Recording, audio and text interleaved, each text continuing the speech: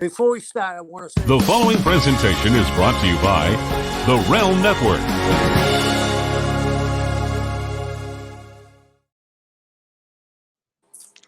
Yes. Sorry.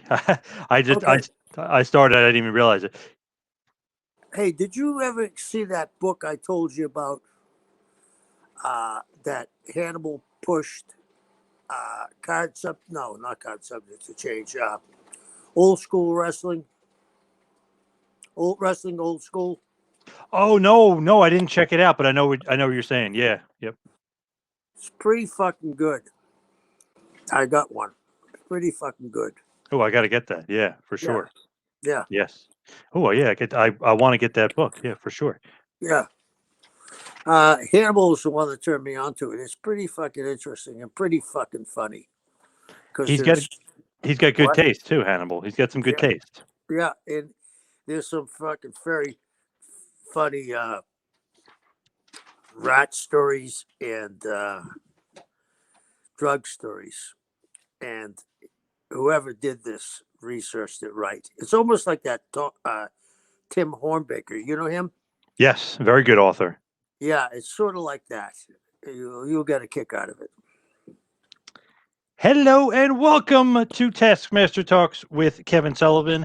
I am your host, JP John Paz, from the two-man power trip of wrestling. And of course, joining me here each and every week is the man of the hour, the former WCW and ECW World Tag Team Champion, the former booker of WCW, the man behind the NWO, one of the greatest bookers and minds ever in the history of professional wrestling, the Games Master, the Taskmaster, Kevin Sullivan. Kevin, how you doing today, sir?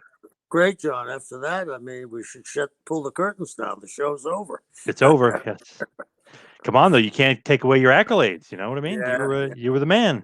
You know, it's funny that you said that. I was looking at a thing on Len Rossi, and I forgot do you know how many World Tag Team Championships there were at one time? There had to be at least 20. And this was funny because the NWA allowed that. They allowed that, they were very tight on the NWA World Heavyweight Champion. Yep. And if you look back, they're really tighter on the Junior Heavyweight Champion. And back before me, and you probably don't even realize this, there was a light heavyweight championship, which was very, very distinguished. Like, have you ever heard of it, John? Yes. Oh, yeah. Danny McShane had it. Wild Red Berry had it. A lot of guys had it. But I noticed that Len Rossi and I were NWA World Tag Team Champions in the Tennessee area. So I was thinking there was one in LA, there was one in San Francisco, one in Florida, one in back in the day when Vince was NWA senior. There was one there. There's probably at least 15. Pretty laxed, huh? Yeah. Was there any cross-pollination? Well, like where this guy would face this guy because they were champs in different territories, or no? No. Which they should have done. You know what I mean? I often thought, as tight as they were with the two titles I mentioned, 3, that they should have had a team traveling for tag teams because it would have woken up the tag team. Not that tag teams weren't big. There were territories, John, believe it or not, that if they had 7 matches on the card, 6 were tag team matches. The Carolinas for years were big in that. Yeah, and, just an interesting thing is tag team wrestling today isn't that popular at all. Right, and I just read something recently on that old school book that Hannibal talked about. Do you know when the NWA champion, a lot of promoters used to do this, would book the NWA champion in tag team matches. Do you know why? Keep them away from losing, or maybe keep them out of getting pinned or something like that, or another reason maybe. Another reason. First of all, you're right about one thing. Suppose it was Rogers, right? Rogers could get beat and not switch the belt and put the babyface over, right? And then build a show. but you didn't have to pay the NWA a booking fee for the champion if he worked in tag matches.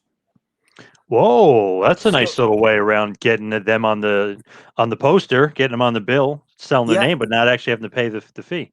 and that caused a lot of problems with the NWA because back in the time, they had fought a big lawsuit, you know, with the government, the federal lawsuit about monopoly.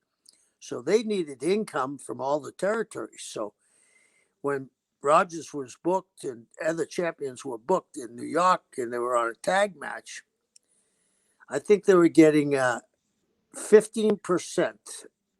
I think 3.5 went to the NWA office and 11.5 went to the champion.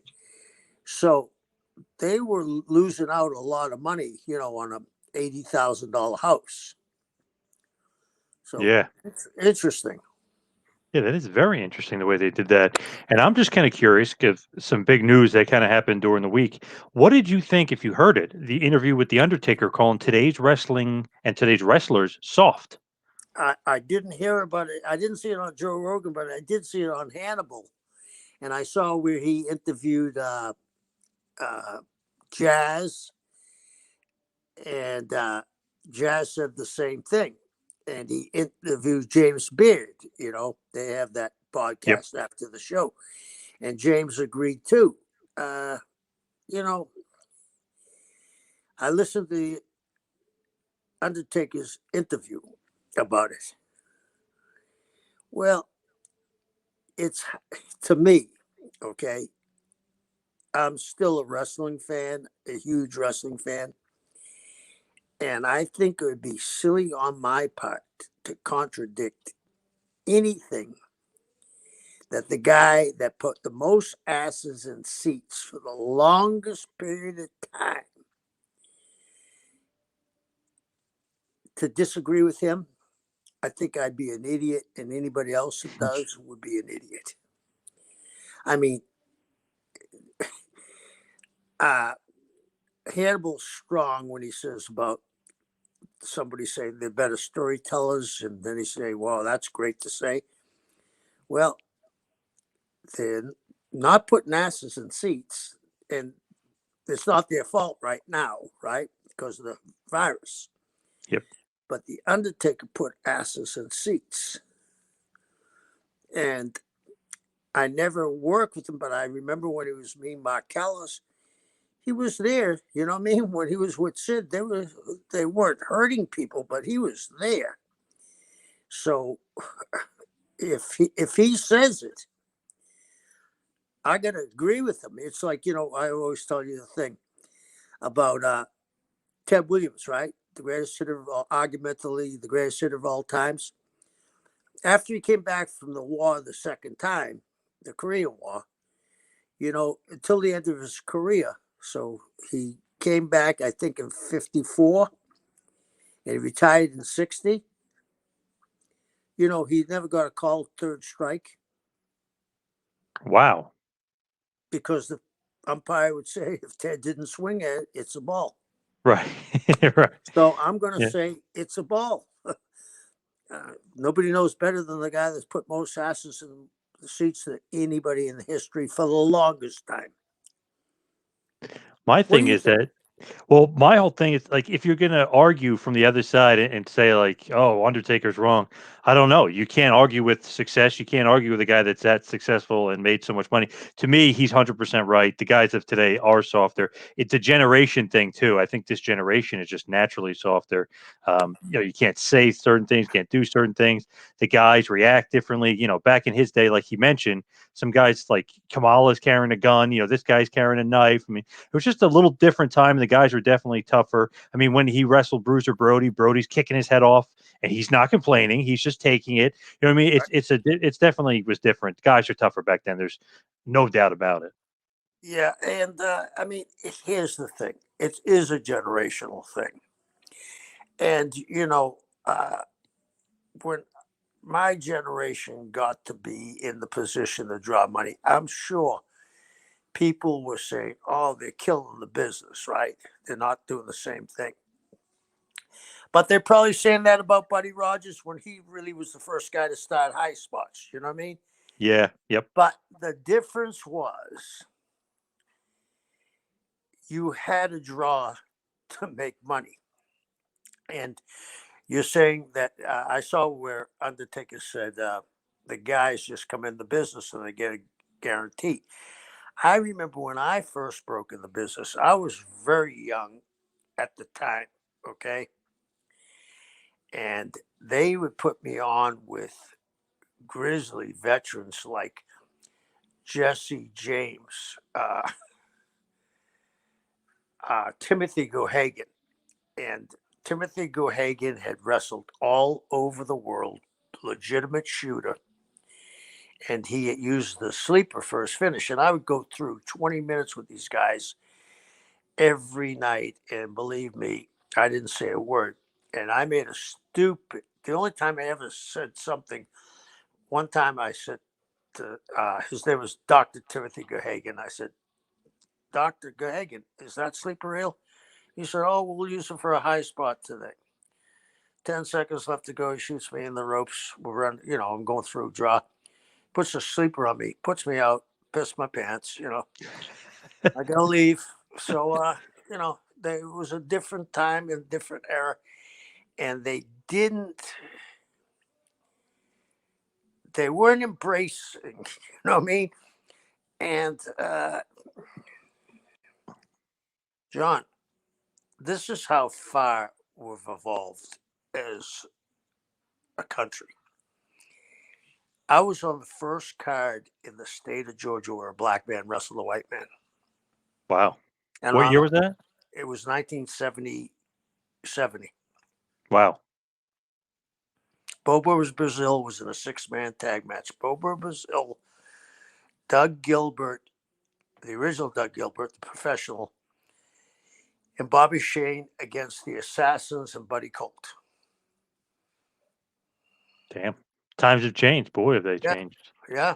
The last 50 years. Wow. Pretty crazy. Yeah. You remember who you wrestled that night? I think I wrestled Jose Gonzalez, the murderer of Brody. Whoa. Okay. Interesting. Yeah. Interesting. And I know Brody will be an interesting topic, not for this week though, but for another week, because you got some good stories on him. But this week, I wanted to talk all about ECW, kind of really before it became Extreme, really Eastern Championship Wrestling, but kind of talk about the relationship with Todd Gordon and Paul Heyman. So when you first went into ECW, I believe it was 1993. Let me find the exact date here. So it was September 18th of 1993. It was at the arena. It was Ultra Clash 93. It was a big show. It's going to be you and Abdul the Butcher in a tag team match against Stan Hansen and Terry Funk. Just what a star-studded match that is. I mean, that's just awesome. And it's going to be a bunkhouse match, so it's going to be crazy. What's kind of the first experience, and how do you kind of get into ECW? Is that like Todd Gordon called you, it books you? How do you get in? Eddie Gilbert, how do you get into ECW? I had started Paulie dangerously in the business, Paul Heyman. And I gave him the phone, and so I was working in Japan then, and they called and said, we'd like to give you the date. And of course, I jumped at it. But the funny thing is, that match is talked about in Stan Hansen's book because we're all sitting around together, bullshitting, and we all work for 4 different companies in Japan. So they come in and say, we don't care who loses, but somebody's got to do a job. We all looked at each other and smiled. And like Hansen said, he knew no one was going to do the job. So we had a DQ or a double count out. I forget what we had. Yep. Yeah. Yep. DQ. Yep. Yeah. So who brought you in? Paul? Paul was there at that point, and Paul brought you in? Was there. Yeah, Paul was there at that point. I think Todd and Paul both called me, but Paul was being groomed for that spot. But I had worked before for Eastern Championship Wrestling. What was the guy's name? Joel Goodhart. Joel Goodhart, yeah. I worked for Joel before that. And I think Joel might have recommended me to them too. But I knew Paul from Florida. So let's rewind a little bit with Paul. Where did you meet him, or does he meet you? Does he come to the to Florida to Championship Wrestling, and he wants to get in, or like how does he get into the business? Was he the photographer down there at that point, or like how do No, you guys kind of meet? he comes down. I don't even think he called me. I was booking at the time. He comes down with this guy that the only way I can explain him is he was the Brian Cage of his day. You know how big Brian is, right? And cut. Oh yeah, yeah. This guy was from Maryland. He was a pretty good athlete, besides being big. And Paul came and he introduced himself to me. We talked, and he said, "I want to manage, blah blah blah." And I said, "Hmm, okay." And I looked at the kid, and I had just brought Scott Hall in. He was a babyface at the time. I said, "This is perfect guy to work for Scott." So we called him Tombstone. Put his tombstone on his back, meaning a painting, and it said Scott Hall born, and then where it said died, we put a question mark, and I let Paul manage him. And I was told by management he wasn't going to get paid unless he could prove his worth. So I told him, you got to stick around for 2 weeks, and it's not going to be easy. And we shot an angle with him, Tombstone, and Scott right off the bat. And every night before he went out, was saying about the difference. We were talking about the difference about getting in the business and the mentality of it. I go over to Scott and say, drill him. And Scott drilled him off the apron every night. And Paul would fly and land on his ass in the cement. He looked like, a Charlie Brown character. And after 2 weeks, I went back to him and said, "You guys aren't going to run the guy off. You better stop paying him. I think he's getting some heat too." And they put him on the payroll. So Paul didn't get in on the easy way. And I mean, I got to give Paul a lot of credit, because if you look at ECW, all that was Florida Championship Wrestling with a little more gore. He had violence, and he had wrestling at the end of the show. Shane Douglas at the time, that was the best run Shane ever had. He performed immaculately and drew money, and it was wrestling compared to the rest of the show, right? Yep. And Paul, the other thing was, Paul got a lot of mileage out of guys that would never gotten a second look, like 911. I'll give you an example. I stole from Paul the chokeslam 911 used to do and gave it to the Giant, because the Giant was green, but he could pick guys up. That's what Paul did with 911. Yep. Got him over, and then he was used to beat him. And Paul could get the most out of guys because he would give these pre-show Newt Rockney type rah rah rah, get the troops going. And like, if I was there that weekend and Terry was there that weekend, in the middle of it, we'd look at one another. He's kind of smirk, and smile, because he got those guys ready to fight a war from him, and he got the best out of him, like Public Enemy. Paul was very good at crafting things, and it's shown to this day. I mean, Paul is a student of the business. He knows what draws money, and he was around a lot of smart guys early on. Gary Hart, Dusty, Mark Lewin, King Curtis, Bruce Brody. I mean, I could go Stan Hansen, Terry Funk was integral part of that. Terry was huge, right?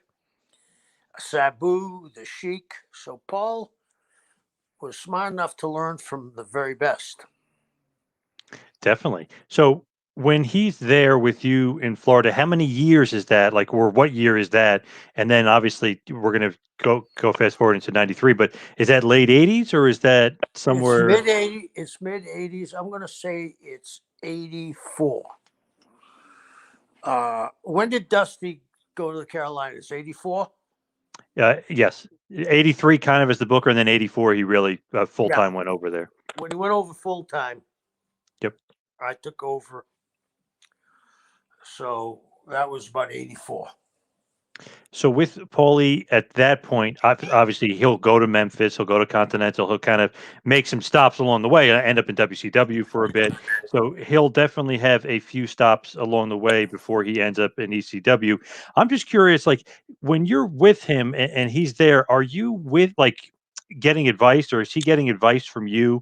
Is he getting like booking questions from you? Does he like pick your brain all the time? Is he one of those guys that's involved in all the production meetings? Is he the guy that's involved in all the booking meetings? Like, how is his relationship with you? Is he kind of always not harassing you, but is he always kind of around you? No, he's not always around me because, we didn't ride together, but he would talk to me about different things. And he would come up with angles even at that age, you know what I mean? And he was smart enough to come down to Florida. And I don't know if he did this, that he knew what he was doing or he lucked into it. We had lost a lot of talent when Dusty took the Exodus to North Carolina. And he took a guy that you'd look twice at before you shoo him off. And he was right in bringing that guy down. And he had ideas, and he was receptive to ideas. So, like I said to him, you got to get out of this David Letterman jacket and sneakers and stuff. And I gave him the phone and stuff like this. And he just went along. And of course, he wasn't in production meetings or booking meetings, but he would get to a town and I'd be at the town early most of the time. And he'd come over and say, hey, what do you got for us? And I tell him, he said, do you mind if I come up with something? He was very, very, he wanted it. And he was smart enough to understand psychology, that he's young in the business, brand new, and not to push too hard. But if you give one good idea, they're going to listen to you for 10 more. For sure. He seems like one of those guys that not a pest, but he's one of those guys that he doesn't stop until he gets his way, or like you know what I mean. He's very Yes. aggressive. That type of guy. Not that that's bad. I think he just comes off as a very aggressive type of guy, which is good, I guess. Yes, it is good. I mean, the thing was, Paulie had nothing to fear. You know what I mean? He comes from a wealthy family. He Yep. wasn't like he was going to go. If it didn't work, he wasn't going to end up in the streets. So that does give you a little bit of a comfort zone, I think. 100%. Yeah, and he had been around the business for a long time as a kid, taking pictures. He made friends with Ernie Roth, Freddie Blassie, Lou Albano, I'm sure the other guys. And he knew to listen, because there was another guy who was around that was a very smart guy, Ernie Roth. Think about this. Ernie had to be very smart. I always talk to you about guys that don't get the credit they deserve. How smart was Ernie Roth?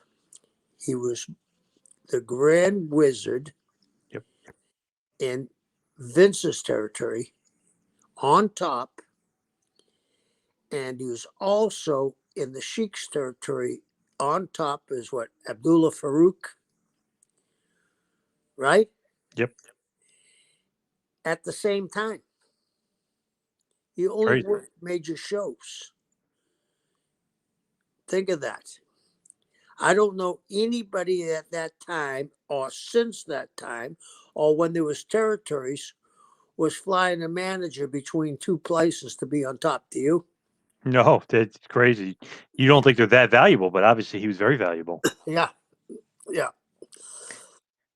So as Heyman's going along, you said you were the one that gave him the phone. So when he's in WCW, NWA at that point, when he gets brought in, are you recruiting him in? Did you bring him in, or did somebody else bring him in? I'm gonna say Eddie Gilbert was instrumental in bringing him in, along with myself. I think we both went to Rick about him because Rick and Paul became, I mean, Paul and Eddie became fast friends. And there was another one he was around. Eddie was a smart guy. Absolutely, big time. And those two were buddies for a while. Yeah, Obviously, Eddie Gilbert was kind of one of the original bookers of ECW, and then Paul kind of replaces him. yeah, But as far as the phone gimmick and that thing, you were booking it and saying like, "This guy needs a gimmick," or what was your thought process behind giving yeah. him that cool big phone back in the day? Well, when he first started, he looked like David Letterman. When David Letterman used to wear the sport coat and mixed matching shirt and the sneakers. You know what I mean? He didn't look like the stereotypical manager. Paul didn't. He looked like a kid. So we were trying to make him, in my head, he's from Long Island, from a rich family. Why don't we go that way, right? Because not at that time, not many people had cell phones. And it was ripping Jimmy Cornette off a little. You know, Jimmy had the racket, Paul had the phone. The psycho yuppie, Yeah, Paulie Heyman, yeah, or Paulie Dangerously, yeah, yeah, as it were. yeah. So when he's basically put in charge of ECW, were you ever offered that position before he got there to be the booker? No, because by that time I was going back to WCW. And I think Paul was the right guy at the right time in the right place, and they couldn't have chosen a better guy. Did you have any sort of relationship with Todd Gordon? A little. We knew each other, and yeah, I had a little relationship with Todd. Todd and I were very friendly, very close. Yeah. Would he basically kind of pick your brain for ideas and stuff like that? Would he look to you for some mentorship as he's kind of really getting his foot wet in the business? Yeah, he kind of would say, "What do you think?" But they had a direction, and I think it was Paul's direction, and I thought it was a great idea. I think I told you my idea when we were in WCW was Vince is selling Rolls Royces. We're going to sell Corvettes. Little did I know that Paul E was going to end up selling Harley Davidsons. Right, All right. vehicles, but all completely different from one another.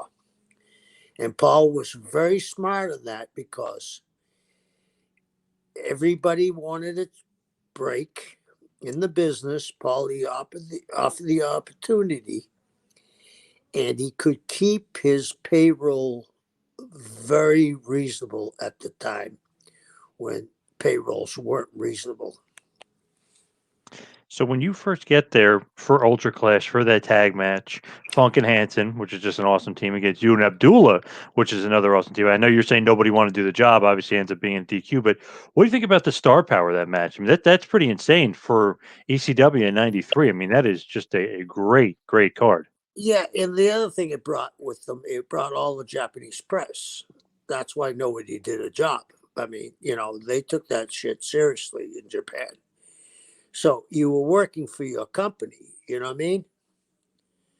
And you didn't want to look bad because for 3 years, that's where most of my money was coming from.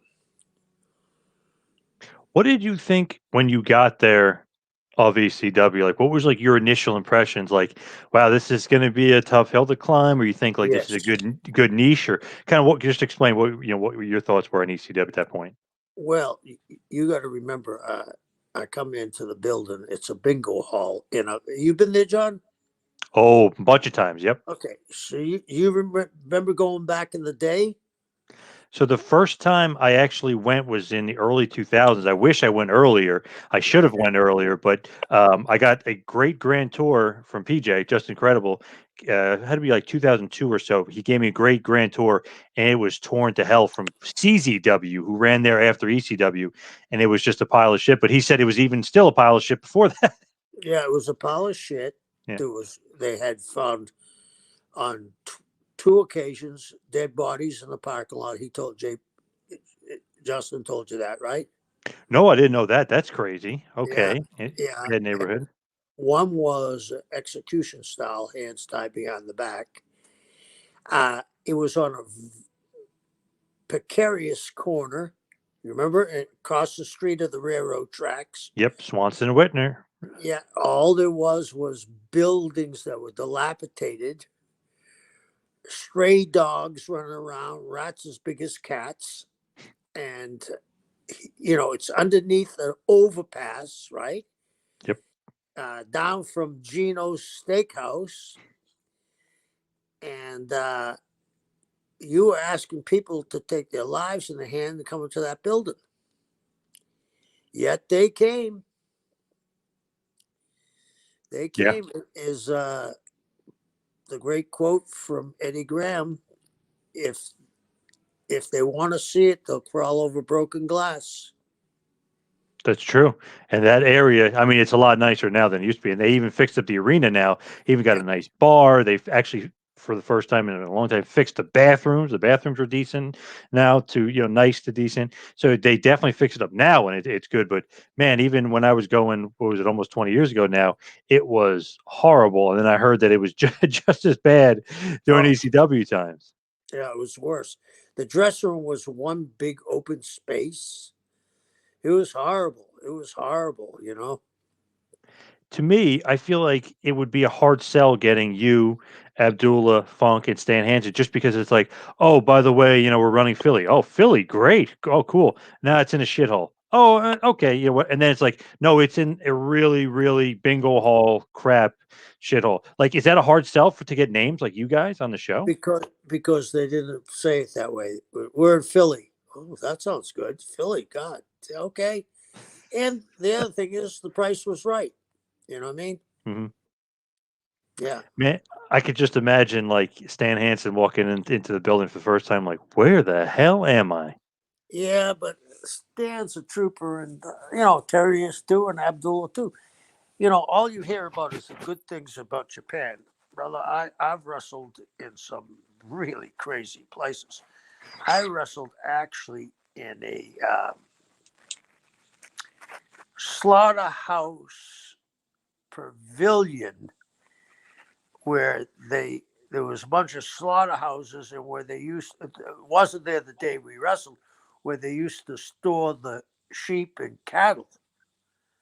So Oh, and we're outside, and the other thing about the time I was in Japan in the '90s, there were a lot of buildings, John, that didn't have heat, and you go up north, whoa, brutal, and they have one little heater to be 20 guys surrounding it. So you know, everybody talks about the wonderful things in Japan.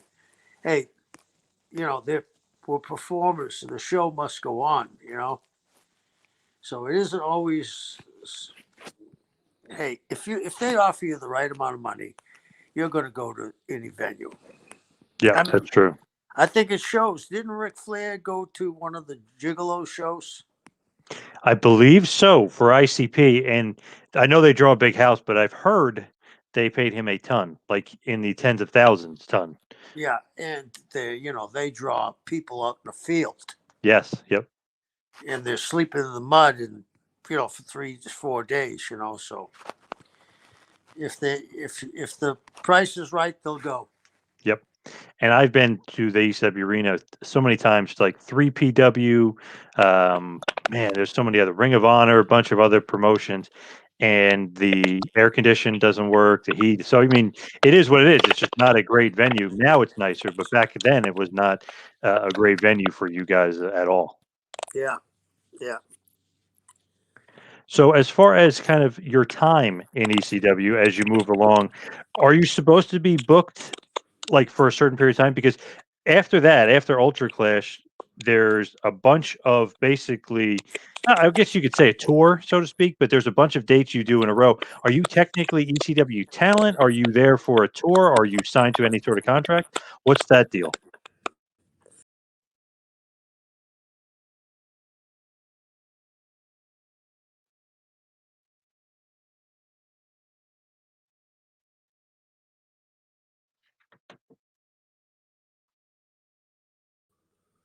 So are you John, si- I'm sorry. yes. Yep, no problem. Are you signed to any sort of deal, any sort of No, contract? no, no. They would ask me, when are you going back to Japan and are you available to make any shows? Yeah, it was a very nice relationship. They were very nice to me.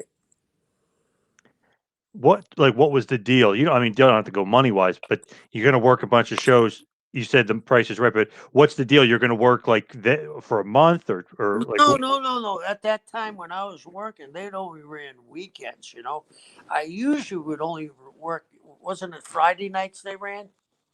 I believe so. So you Yeah, basically run like a cluster. It looks like you get booked basically 1 2 1 2, like kind of thing. yeah, So probably Friday, Saturday. yeah. That's what I would do. And sometimes it was only Friday. Are they flying you in? Yeah, they're flying me in. What do you think about like them moving forward? You thinking they're going to have a future? You think they're onto something, or you think that this is okay, but there's not going to be that big of an audience for it? You know, this is just my opinion, and I could be way off here, but I'm going to ask you what you think. I think that ECW was basically the Rocky Horror Picture Show.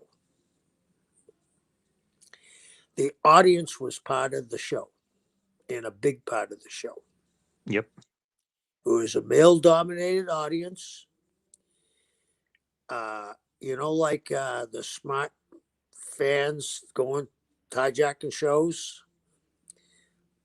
I think that's an early sign of that. Everybody in the front rows had a gimmick, all men. Yep. They were part of the show. They're the ones that started chanting, "Holy shit, holy shit, this is awesome, this is awesome." And they were the contrarians that looked, they were the guys that were going to buy records from a garage band that only 300 people knew about in Detroit. And they were all going to talk about how great that band was until they hit it and made a bunch of money. Then they sucked. Think I'm right?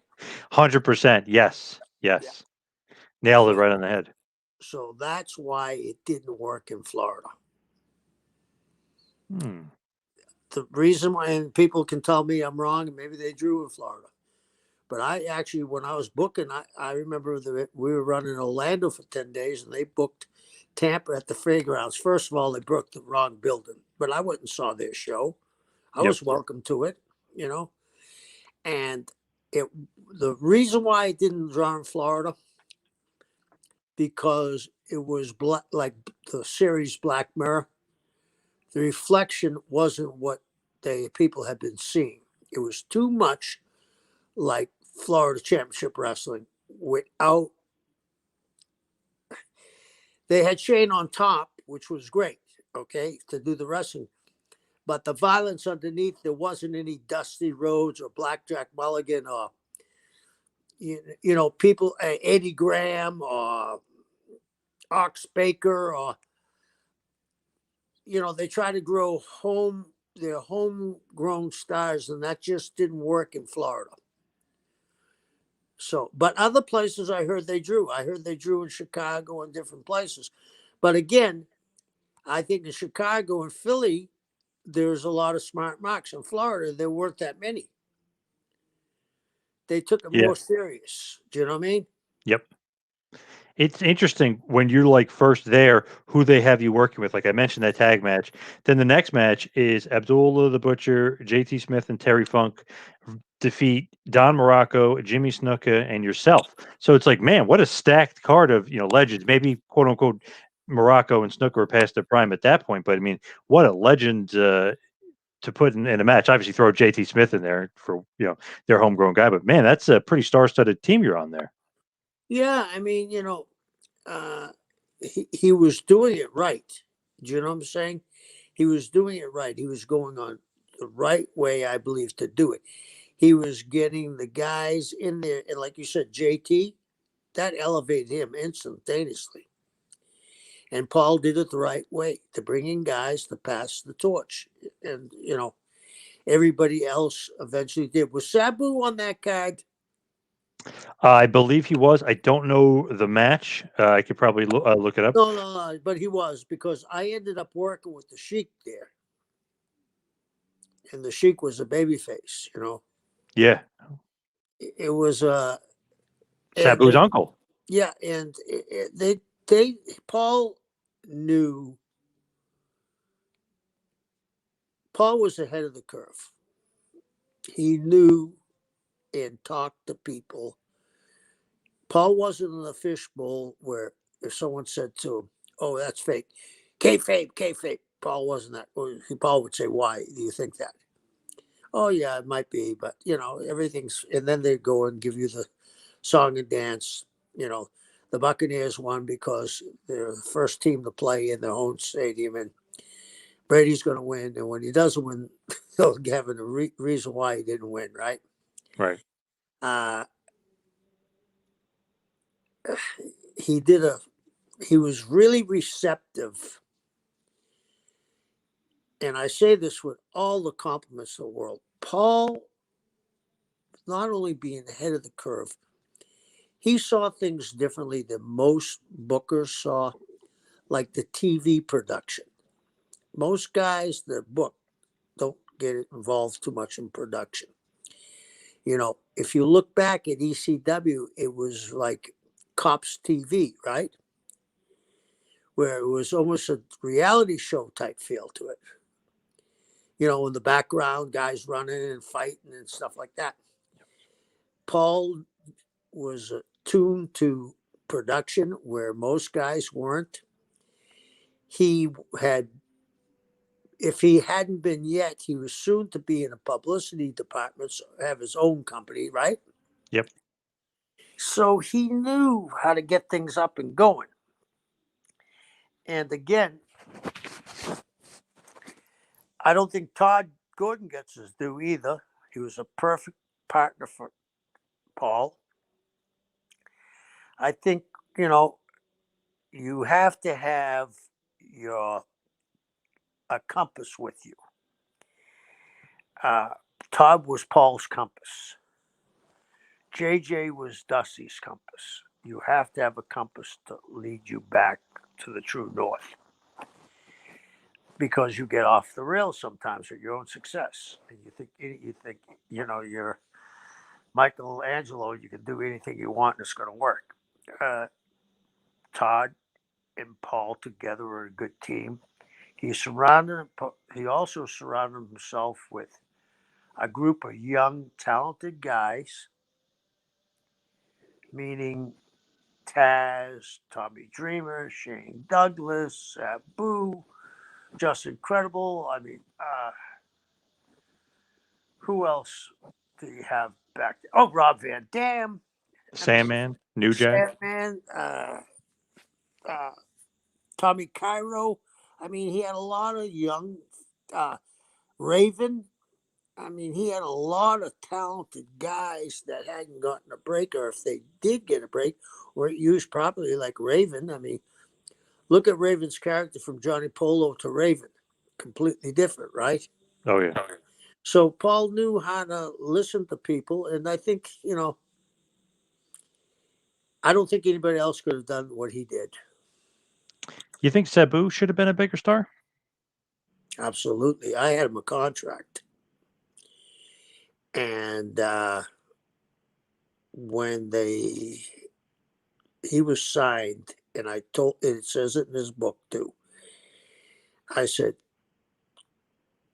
don't fuck around, sign this thing.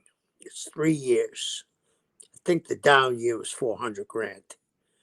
I said, sign it. He said, well, I want my attorney to see. I said, sign it. He didn't. 2 days later, or a day later, there was a switch in the office, and they ripped his contract up. He got screwed by WCW. He could have been a huge star and should have been a huge, not that he wasn't a huge star, but he should have been up there with everybody else. So innovative for that time and such a good worker. Different kind of worker, but such a good worker. Yeah, yeah. Definitely could have been a bigger star. And that's one of the things so many people say, like, oh, I'm surprised he's not rich right now. It's like, no, he worked, the indies for all these years and stuff. He never got that big deal. Like you said, never got that big WCW money or that big contract. Yeah, I worked whether it was one of his first 5 matches with him. I was working for the Sheik in Ontario one summer, and Sabu was just starting at the time. And we would work with him. Me and Mark would go up and work with him. And what did you think about him at that point? Oh, I knew he was going to be good. I mean, he was so into the business. I knew he was going to be good. As far as kind of next up there, you in 93 have a little bit of a feud with Abdullah the Butcher, Yeah. which is just, obviously two crazy guys that are, going to have crazy brawls with a lot of blood. What do you think about your feud with Abby? One of the funniest interviews I ever made was we had a shoot fight match. Did you see that when you're looking up stuff? No, I saw cage match, I saw brawls, stuff like that. I don't remember seeing a shoot fight match. We had a shoot fight match. And I remember my interview saying, shoot fight match. When he hit me once, came in with his Halliburton briefcase and hit me in the back and just about killed me. I said, when he hit me with his Halliburton suitcase, that wasn't a shoot fight. When he hit me with the bell and split my head open, that wasn't a shoot fight. It was like done tongue in cheek. But, we were talking earlier about soft. Mm-hmm. Yep. My hands, the last 2 fingers are Abby, and there's a scar on my ear, my head, Abby. I mean, and he let you get him back. I've hit Abdullah with a 2x4. I mean, when you went in the ring with Abby, you weren't going to stop and have a ham sandwich, that's for sure. And I think it's a whole different thing. That projection, even if you don't believe that Abdullah's real, the way he worked, you were caught up with it, and the willing suspension of disbelief. You went along with it because you were getting hit with all kinds of adrenaline, and every other hormone was hitting you for the fight or flight syndrome we have. When you see an Abdullah, I mean, he was incredible. You ever hear the one about Arn Anderson the first time he saw Abdullah as a fan? No. Him and Pee Wee Anderson. You remember Pee Wee Anderson, the referee? Oh, yeah, of course, yeah. They went to a small town, I think it was Rome, Georgia. Abdullah was there. He did a shtick where he's bleeding. He ran into the wall, and they ran up to him, and he turned around and went, rah! And blood pouring down. He had a fork in his shoulder, and Pee Wee pissed his pants. So you can maybe not believe in wrestling, but you goddamn well sure know that Pee Wee believed in Abdullah the Butcher that minute, didn't he? Oh yeah, for sure. Think about Abby. It's so funny. Like when you meet him and stuff, his head is just a garbled mess. It looks disgusting. And then when you hear his voice, you're like, that can't be the same guy. Hey baby, hey champ, sit down, champ, I You know? just interviewed him a couple weeks ago for a big anniversary show we had, and it's just so funny thinking like, wow, one of the toughest guys, or craziest guys ever. This is his voice. Like, oh my god, like it's just funny. You can't even get used to it. You're like, it can't be this his real voice, but it is. Is didn't he just come back from Japan for his 80th birthday, where him and Dory Funk shook hands in the middle of the ring? Yes, yes. That was nice. You know, the funny, real quick, a funny story about Abdullah Butcher. Every time I see him, I say, Abby, I can take the wings off of flies now with chopsticks. Back in '74, he told me he was taking me to Japan with them. Every time I see him, I said, I can take the wings off of flies with chopsticks. When are we going to Japan? He should have took you for his 80th. Yeah, What was he yeah, doing? Yeah. yeah. So eventually, or really next up, they start teaming you with Taz, aka the Taz Maniac. What'd you think about teaming up with him, and did you see a lot of potential in him at Yes, that point? yes, I did. I saw a lot of potential. Later on, the maddest he ever got, I think, I got him really pissed at me when we were working against one another. Because you know me, John, I like history and geography. I went to the ring first. We were in one of the spot towns they ran in New York.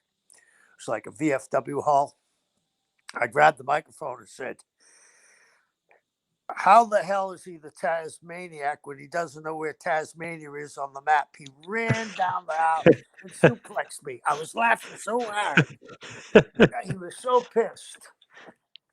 You know, I told someone this just this morning about history. How you got to know it was a girl wrestler, Calamity Kate. I said, "Why do you call yourself Calamity?" She said, "Oh, I don't know. I heard the name." I said, "There was a Calamity Jane. Why don't you learn something about it?" It was like when I used to talk about the beetle nut, and I was, I don't know if you know anything about that interview. So I used to do about the beetle nut. I chewed on the beetle nut, and everything came clear, Yep, right? yep, Well, people that were well traveled, that would grab them because the beetle nut is a psychedelic. Uh, it's a nut. You chew on it. It's ground like dip, right? And yep. you get it, and you spit this red shit out of your mouth. And I mean, in India, it's an epidemic like the opioid epidemic is here, and it is a real time psychedelic. So I always would throw in real shit that if people traveled, they'd say, "Oh, this guy." I don't believe in all that stuff, but he knows what he's talking about. So I used to rib Taz about that. And didn't you say I can't even pronounce it? Some weird place that you would go to, or as a kid, I don't know. Didn't it send you technically some like crazy Uh, psychedelic place? the Habudadeen. Yes, yes, yes. I would sit with the Habudadeen. We feast and rejoice. The Habudadeen. I went to Ipoh, Malaysia. In Ipoh, Malaysia, there is a huge Mercedes-Benz emblem on the mountain. 3/4 of all the tin ever mined in the world comes from Ipoh, Malaysia, the province. Okay. At the time that I went to Ipoh, Malaysia, the reason why they had that Mercedes Benz emblem was they sold more Mercedes per capita in Ipoh, Malaysia than anywhere in the world. So I went to the cave temples of Ipoh, Malaysia, where, pilgrims would go and fast and go in. You ever see the things where they put the 50-pound balls with fish hooks on their back and walk up the stairs? Yep, John, you've seen yep, that, right? They yep. put the sword through their mouth and then pull it out and no blood. I went to one of those festivals, and you go. It's really crazy. It's 2,500 years before the fall of the uh, Egyptian civilization. Think about that.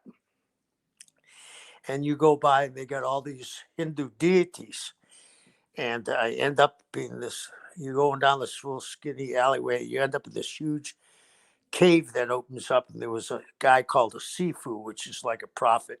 And I got talking to him, and it blew me away because he had He spoke perfect English. He looked like something out of he looked like Professor Tanaka or Mr. Fuji with a little stringy thing, Yep. but he's drinking a Dr. Pepper. And we started talking, and he had a statue of one of them. And I said, "Who that?" He said, "Oh, that's a fertility god, a Buddha Dean." So the whole thing was, I used to be ribbing when I said it. And only a few people ever wrote me or called me out on it that they knew what it was. They thought I was in a trance or whatever, but it was a fertility god. He looked like a billy goat with a couple of extra peckers. I just always remember that, and I was like, "What the hell is that? A Buddha-Dean?" Yeah, I can't ever say it or pronounce it. Yeah, Yeah, weird. Well, the thing about you and Taz is interesting. It's really like you guys were tag champs in just your first match, really together as a team. So they either saw something in him and they wanted you to kind of help put him over, or what was the reason behind becoming tag champs and becoming tag champs so soon? I thought, I thought Taz was very good. Uh, he ended up being super. We saw that later on, and I think Paulie wanted to put me with him, to help him along and give him a rub. For sure. The thing is with that is it's like he sees something in him, usually put him with a veteran, right? And then that veteran being you is going to help get him over and get him to the next level. Yeah, yeah. So kind of moving along, there's other great talents like you mentioned that are there, the Tommy Dreamers of the world, the Shane Douglases. Do you think Shane was the right guy? I mean, you kind of were intimating, but do you think he was the right guy to put to take the NWA title, throw it down, give him the ECW title, christen him the ECW World Champion Extreme version? You think he's the right guy for the job? Absolutely. I don't think there was anybody at that time in ECW that could carry that load. He looked terrific. I mean, Shane looked like a world champion. The blonde hair, he had a great body. His work was solid. He was, and then he followed all this violence, and he could do it because his interviews were solid. Uh, and it was like, I hate to compare it, but he was sort of like a Buddy Rogers for ECW. He would go out and say these outlandish things, but he would end up winning. Maybe he would end up winning, getting carried out of the ring, but he'd end up winning. Great way to keep heat on your champion as a heel. And let's face it, that company was a heel company. Yeah, for sure. Is there another guy in there that I'm missing that you kind of helped put over? It may be Cactus Jack, or you think Jack was kind of over that point? Was he another guy that they kind of put you with that basically were trying to help elevate in that company? No, Jack was on his own by then. He was over. He was over instantaneously with those people. So no, no. And I knew you wrestled Jimmy Snuka in ECW as well in a one-on-one match, and I think you said that he gave you a nice big splash, nice stiff big splash.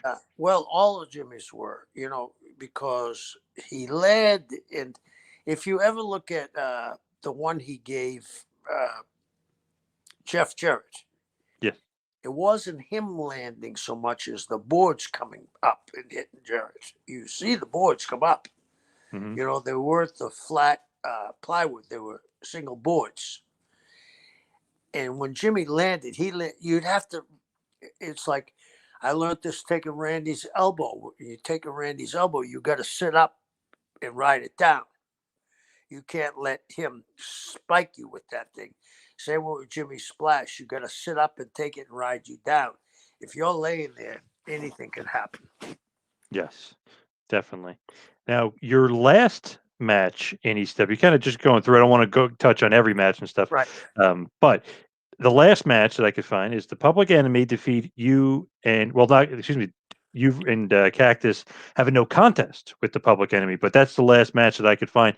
Is there a reason for the team up with Cactus, the match with Public Enemy being a no contest? Like, I guess you're on the way to WCW. Did they not want you to job on the way out, or what was the deal Yeah, there? there was actually a match where before that, where Taz and I lost to the Harris brothers. Do you remember that when I was Yes. at? The Well, Bruise Brothers. Yep. Yep. yeah, they wanted Taz to drop the fall. I said, absolutely not. I'm going, so I'll drop the fall. They would try to be gracious, to the veteran. And I said, absolutely not. That isn't Taz's job. Taz's going to stay here. So I put them over. And then I think because I said that to them, they said, well, he was doing the right thing for us. Let's do the right thing for him. Because then later on, when they started poach talent from ECW, as soon as I found out, I would call Paul and give him 8 weeks notice. I'd say to him, Paul, hey, this ain't me, it's them. They're going to get the guys, whether you want it or not. And I'm going to keep them here, keep them out of your backyard for 8 weeks. And I think he appreciated that. It's interesting because it's in '94. You're really in WCW. So how do you work for both? Is that just a talent exchange, or did they have a decent relationship? Were you able to work No, ECW and WCW? they didn't have a decent relationship. Probably because of both people, egos, and on both sides. And I had those dates, and I wasn't going to drop them because if you give a guy your word that you're going to be there, you better be there unless there's something really screwy happens. And they knew I had worked for Paul.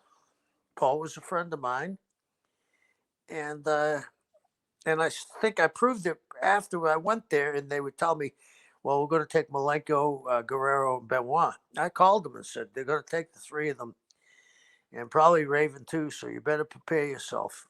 And he'd say, how long? I'd say, probably 8 weeks. I can keep them away for you for 8 weeks.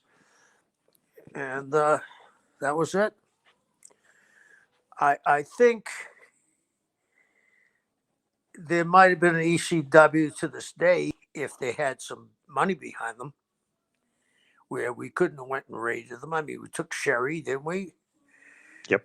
The Public Enemy, the 3 guys I mentioned, Raven. We would have had Sabu if he had signed. So who's recruiting them in? Like, is Todd Gordon getting them the job, or you getting them the job? Terry Taylor, how was the ECW guy getting recruited in? Eric. Eric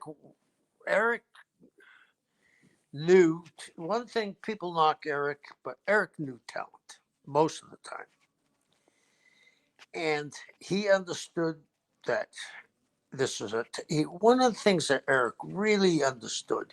This is a talent-driven business, and this was an Eddie Graham saying, and Eric probably never heard it. Get all the talent you can. Don't worry about having too much talent because the cream will rise to the top. And, people say, well, he brought a lot of people in. Yeah, he brought a lot of people in and weeded some out, and he hurt the other company by taking them. So, Eric was trying, and this was a war back then, John. And Eric knew it was easier to fight on one front than a front and a flank. And that's why I think they attacked, and Vince did too. They attacked the most vulnerable company, but Vince ended up helping Paulie and giving him money. Yeah. Did you know that all along, or you I found that knew out it after all the along. fact? Nobody had to tell me. I've been in the business long enough that I knew. In fact, I think I called Paulie and told him. He said, no. I said, I know you got to kayfabe it, but don't tell me no. Oh, I never know. No, I knew. You could see. You're very smart. A lot of people didn't see it, surprisingly, or didn't realize it, which is, I to me, surprising looking back. I knew it right away. But what cemented it for me, John, was when Pillman went. I knew then. Yep. I knew then. But I mean, I knew from the very beginning when Paulie all of a sudden could pay a bunch of guys they owe money to. Right. Yep. What do you think about Paul overall, though? You think he's a genius or no? Absolutely.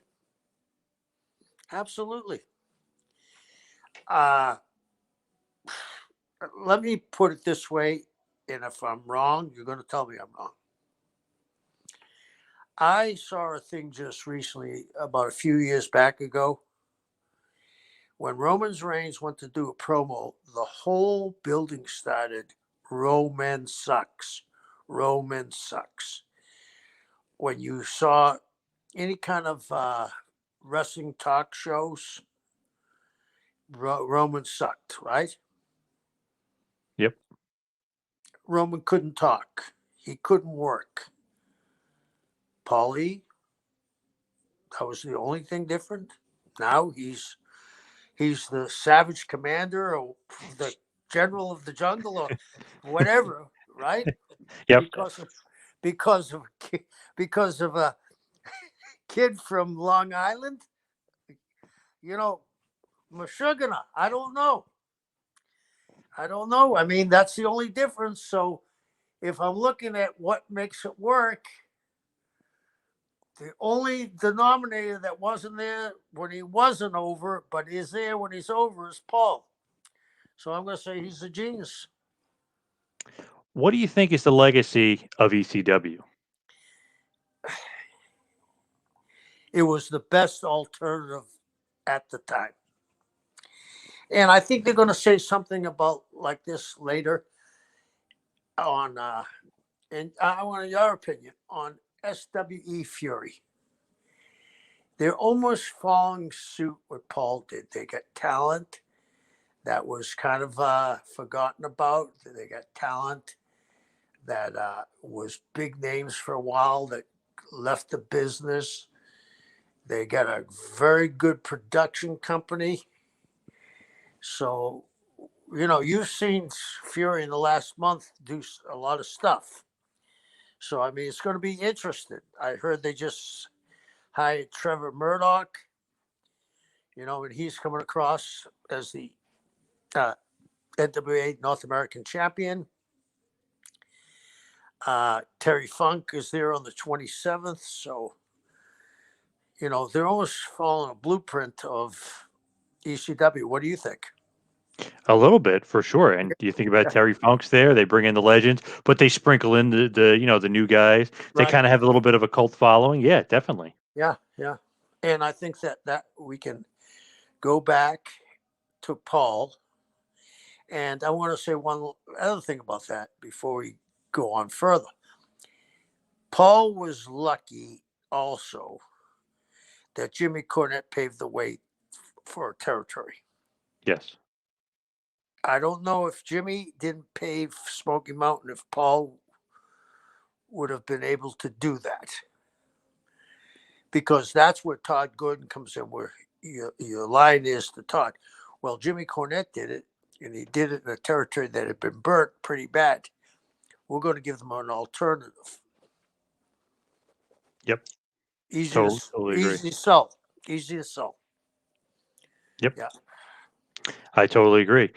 Now, as far as ECW all time, what do you rank them? Like, it's top promotion, middle thing, lower. Like, where do you rank ECW all time? They're still chanting in a few places ECW. How long's it been dead? 25 Since years? since 2001, exactly 20 years now. Yep. I think that says something. Good call. Yeah. Now, as far as wrapping this up, let's go to the plugs. You can follow me on Twitter and Instagram at Two Man Power Trip. You can follow Kevin on Instagram at Taskmaster Talks. Go to ProWrestlingTees.com. Go to the Kevin Sullivan store. Get a couple shirts over there. Great stuff. Also go to DoubleHell.com, which is Double Hell Wrestling shirts. I got my awesome one on again this week. I absolutely love it. So go to Double Hell and get some Kevin Sullivan Wrestling t-shirts. They got a whole array over there. So really good stuff. Kevin, what else you got going on? Well, on the 7th, I'll be in Irving, Texas, which is part of Dallas, for SWE Fury. And then I'm going to be there on the 27th of February at a convention. So SWE Fury again is having a convention. Terry Funk, Mark Henry, Teddy Long, Andrew Anderson, a host of others. And I want you to read that book that Hannibal mentioned. Is it Old School? Old school, yeah. old school. Let's talk about it, see if what we think of it. Yes, for sure. So Okay. I'd like to thank everybody for joining us this week, and we'll see you right back here next week on Taskmaster Talks with Kevin Sullivan. See you next week, folks.